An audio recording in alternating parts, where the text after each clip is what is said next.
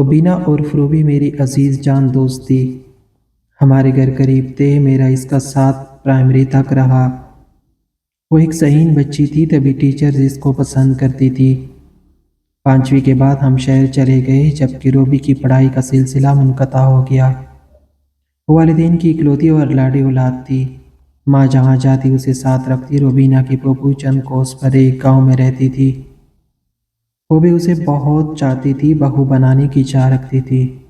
لیکن مسئلہ یہ تھا کہ جن دنوں روبینہ 12 برس کی تھی، اس کا بیٹا 2 سال کا تھا۔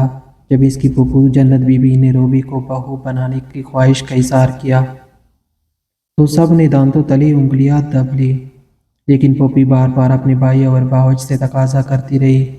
بالآخر روبی کے باپ نے ماجائی کی منت سماجت مان لی اور 15 سالہ بیٹی کو 5 سالہ بانجے سے بیاہ کر رخصت کر دیا، جبکہ دلہا دلہن کو ایجاب و قبول کا فہم و مفہوم بھی معلوم نہ تھا۔ جنت خاتون نے پہل بہو کا چاؤ کیا، لیکن 1-2 ماہ بعد اس نے رنگ بدلا۔ اب وہ سارا دن گاؤں میں گھومتی پھرتی اور روبی کام کاج میں جٹی رہتی۔ وہ شروع سے ہنسمکھ اور خوش اخلاق تھی، بات بات پر کلکلا پڑتی۔ اس کے پھوپھو کو یہ بات سخت ناپسند تھی۔ نابالغ بیٹی کی نوخیز نئی نویلی دلہن کو ہنستے کلکلاتے دیکھ کر گاؤں کا کوئی بھی نوجوان بری نظر ڈال سکتا ہے۔ سب کو معلوم تھا کہ روبی کا خالہ زاد حسن اسے بچپن سے چاہتا ہے۔ اس کا گھر بھی روبی کے پڑوس میں تھا۔ حسن اس کا ہم عمر تھا، لیکن پھوپھو نے اتنا پیچھا کیا کہ بھتیجی کو بہو بنا کر ہی ٹلی۔ روبی نے ہوش سنبھالا تو اسے احساس ہوا کہ وہ ایک ادھوری دلہن ہے۔ اس کا دلہا کسی طور اس کا ساتھی نہیں ہے، کیونکہ نیر 7 سال کا ایک ناسمجھ لڑکا تھا، جبکہ روبینہ اب 17 برس کی دوشیزہ کا روپ دھار چکی تھی۔ وہ اپنی ہم عمر لڑکیوں کے شوہر دیکھتی تو حیران رہ جاتی، لیکن وہ ایک بے زبان لڑکی تھی، اور اس طرح کی لڑکیوں کو ہمیشہ اپنی خواہشوں کو قتل کرنا پڑتا ہے۔ اسے اب رہ رہ کر احسن کی یاد ستاتی تھی، جس کے ساتھ وہ بچپن میں اکیلا اور لڑکاپن میں گھنٹوں ندی کنارے کھیتوں میں گھوما کرتی تھی، جب دونوں اکٹھے بکریاں چراتے اور گئے توڑنے جاتے۔ کبھی شرط لگا کر بالیوں سے ہرے چنے نکالتے تھے۔ کہتے ہیں کہ انسان کو اپنا پہلا پیار بھی نہیں بھولتا، مگر روبی کو بلانا پڑا۔ اس نے کبھی سوچا بھی نہ تھا کہ پھوپھو کے جس بیٹے کو وہ گود میں لے کر گھما کرتی تھی، وہ آئندہ اس کا شوہر بنے گا، تو وہ اس کو چھوٹا بھائی سمجھتی تھی۔ پھوپھو کی محبت سے دھوکہ کھا گئی۔ چالاک عورت نے اس وجہ سے اسے بہو بنایا تاکہ وہ اس کا گھر سنبھال لے۔ جنت بی بی بظاہر اچھی نظر آتی تھی، مگر اندر سے اچھی نہیں تھی۔ وہ یہ بات بھول گئی کہ اس کا کوئی گھر بھی ہے۔ اس نے سارا بوجھ روبی پر ڈال دیا تھا۔ ایک دن روبی کے سسر نے کہا کہ آج میری گاڑی کی سیٹوں کے کور دھو دینا۔ وہ ویگن چلاتا اور گاؤں سے سبزیاں لاد کر شہر کی منڈی میں پہنچانے کا کام کرتا تھا۔ روبی سارا دن دوسرے کاموں میں ابھی رہی۔ اس کے ذہن سے یہ بات نکل گئی کہ سسر نے اسے گاڑی کے کور دھونے کو کیا کہا تھا۔ شام کو جب اس نے دیکھا کہ سیٹ کور ویسے ہی پڑے ہیں تو وہ برہم ہو گیا۔ بہو کا آواز دے کر پوچھا کہ روبی، تم نے میرا کام کیوں نہیں کیا؟ میں بھول گئی تھی پوپا جی، اس نے سہم کر کہا۔ وہ اپنے سسر ولید لالا کے غصے سے بہت ڈرتی تھی۔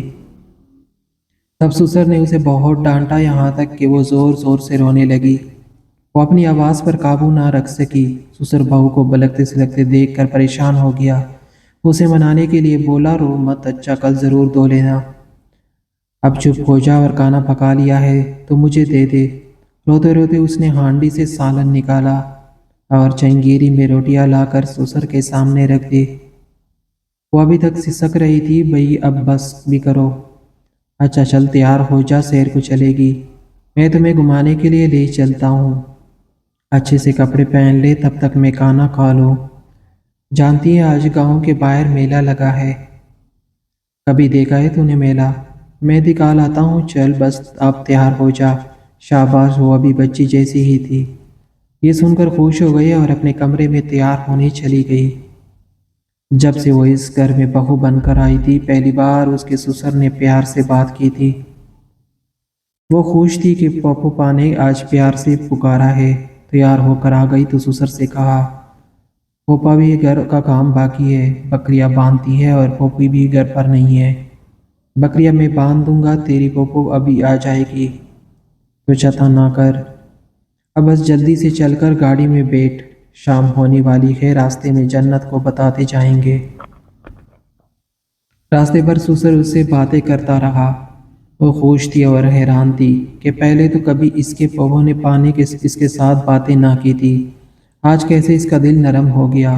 गांव की हदूद से कुछ आगे इसने गाड़ी रोक ली और बोला कि टायर पंक्चर लगता है, तुम यहाँ बैठो, मैं अभी आता हूँ। थोड़ी दूर आगे एक पेट्रोल पंप है, मुझे वहाँ तक पैदल जाना होगा। इसने हुक्म की तकमील किया और वैगन से उतरकर करीब पड़े पत्थर पर बैठकर अपने ससुर वलीद के लूट आने का इंतज़ार करने लगी। काफ़ी देर गुजर गई, वलीद ना लूटा तो वो घबराने लगी। इधर उधर देखा, वहाँ कोई बंदा बशर ना था। उसे डर लगने लगा। शाम हो रही थी और वो घर से काफ़ी दूर आ चुकी थी। हर तरफ खामोशी छाई थी। उसने कुछ देर इंतज़ार किया, फिर उठकर इधर चल दी जिधर उसके ससुर ने इशारा किया था कि आगे पेट्रोल पंप है, वहाँ से टायर को पंचर लगवाना है। थोड़ा सा आगे बढ़ी तो एक शख्स सामने से आता दिखाई दिया। वो दरमियाने कद का था और रंगत सनावली थी। जो भी उसे देखकर डर गई। डरो नहीं, मैं बुरा आदमी नहीं हूँ। तुम इसी वीराने में क्या कर रही हो? अपने पापा के साथ आई थी मेला देखने। इनकी गाड़ी का टायर पंक्चर हो गया तो वो लगवाने गए और मुझे गाड़ी में बिठा गए थे। तो तुम गाड़ी के अंदर ही बैठती रहती, बाहर क्यों निकली? डर लग रहा था, इन्होंने आने में देर कर दी है। कहते थे सामने ही पेट्रोल पंप है, वहां तक जा रहा हूँ। इनको देखने निकली थी, पेट्रोल पंप करीब तो नहीं है, यहाँ से काफ़ी दूर है, कम से कम आधा घंटा लगता है वहाँ पहुँचने में। आओ चलो मेरे साथ, मैं तुमको लिए चलता हूँ। शहबाज के साथ जाने से घबरा रही थी, लेकिन क्या करती। अगर गाड़ी में जा बैठती तब भी ये आदमी साथ ही लगा रहता। सोचा कि खुली जगह में रहने से खतरा कम है, कम से कम भाग तो सकती हूँ। क्या पता आगे आबादी मिल जाए। काफ़ी चलने के बाद भी जब पेट्रोल पंप दिखाई ना दिया और आबादी के भी आसार ना मिले, उसे यकीन हो गया कि उसे गलत सिमत में ले जा रहा है। ये ख्याल आती ही उसे ससुर की खफगी का भी ख्याल आ गया कि जब वैगन में उसे ना पाया गया तो क्या होगा। बस वो उल्टी सिमत भागने लगी, भूल गई कि वैगन किधर खड़ी थी। जब वो भागी तो अजनबी भी उसके पीछे भागा, ये कहती हुई, लड़की ठहर जाओ वरना जंगल में गुम हो जाओगी। आगे रास्ता खराब है, पानी और दलदल भी है। जिस कदर इस आदमी ने ताक़ुब किया और रोकना चाहा, इतनी तेजी से वो और भी ज्यादा भागती गई, यहाँ तक कि ऐसी जगह पहुंच गई जहाँ से सड़क दिखाई देने लगी। वो दौड़ तो इस सड़क पर आ गई कि यहाँ से सवारियाँ गुजरती होगी, वो किसी को मदद के लिए पुकार सकेगी। इस वक्त सड़क सुनसान थी और दौड़ने की वजह से इसका सांस फूल गया था। इतने में अजनबी इसके करीब पहुंच गया। ठहर जाओ पागल लड़की, तुम बहुत दूर आ गई हो, अब तुम्हारा ससुर तुमको नहीं ढूंढ सकेगा। वापस चलो मेरे साथ ताकि मैं तुमको वैगन के पास पहुंचा दूं। नहीं, तुम झूठे हो, तुम मुझे न जाने किधर ले जाना चाहते थे। मैं तुम्हारे साथ हरगज नहीं जाऊंगी। कोई सवारी गुजरेगी तो अपने गांव का रास्ता पूछ लूंगी। अभी वो ये बात कर ही रही थी कि एक रिक्शा इनके करीब से गुजरा। लड़की ने आवाज़ दी मगर रक्शे वाले ना सुनी और वो इसे पुकारती रक्शे के पीछे दौड़ पड़ी। ताकुब करने वाला शख्स ये सूरत हाल देखकर परेशान हो गया। वो उसे इसके हाल पर छोड़कर वापस चला गया। रोबी ने पीछे पलट कर ना देखा। वो समझ रही थी कि अजनबी अभी तक इसके पीछे आ रहा है। वो चिल्लाती जा रही थी, रक्शे वाले, अरे भाई रोको, रक्षा रोको, मुझे इस आदमी से बचा लो, ये मेरा पीछा कर रहा है। वो मदद मांग रही थी, भला आखिर रक्शे वाले को रहम आ गया और इसने रिक्शा रोक दिया। भाई मैं रास्ता भूल गई हूँ, एक आदमी मेरे पीछे पड़ गया था, मुझे घर पहुँचा दो। बैठ जाओ, उसने इशारा किया और वो रिक्शे में बैठ गई। इतना दौड़ने के बावजूद अब उसे सर्दी लग रही थी। मगरिब हो रही थी। रिक्शा ड्राइवर ने अपनी शाल इसको दी और बोला, बेटी ये लपेट लो और घर का पता बताओ, मुझे पता याद नहीं है। उसने घबराकर कहा। उसे ख्याल आ गया कि ससुर के सामने उस आदमी के हमरा जाएगी तो वो बहुत खफा होगा। अब मैं घर ना जाऊंगी चाचा जी, अब मैं मैके जाऊंगी। میں کہ کہا ہے تمہارا؟ روبی نے گاؤں کا نام بتایا تو وہ بولا وہ تو کافی دور ہے، میں تم کو وہاں تک نہیں پہنچا سکتا۔ میرے گھر چلنا ہے، تمہیں لیے چلتا ہوں۔ میری 3 بیٹیاں ہیں اور میری بیوی رحم دل عورت ہے، وہ کل تمہارے ساتھ جائے گی اور ہم تمہیں میکے چھوڑ آئیں گے۔ ٹھیک ہے چاچا، وہ بولی اپنے گھر لے چلو۔ رکشے والے کا نام قاسم تھا، وہ روبی کو گھر لے آیا جو قریبی شہر میں تھا۔ وہ کافی غریب آدمی تھا۔ مختصر بیوی کو احوال دیا۔ اس کی بیٹیوں نے روبی سے محبت سے بات کی اور کھانا دیا۔ وہ ان لڑکیوں کے ساتھ رات کو لیٹ گئی، کافی دیر تک نیند نہیں آئی، خوف کی وجہ سے کہ سسر بلا بھلا کہے گا۔ ادھر جب اس کا سسر ولید پنچر لگا کر آیا، اس نے بہو کو ویگن میں نہ پایا۔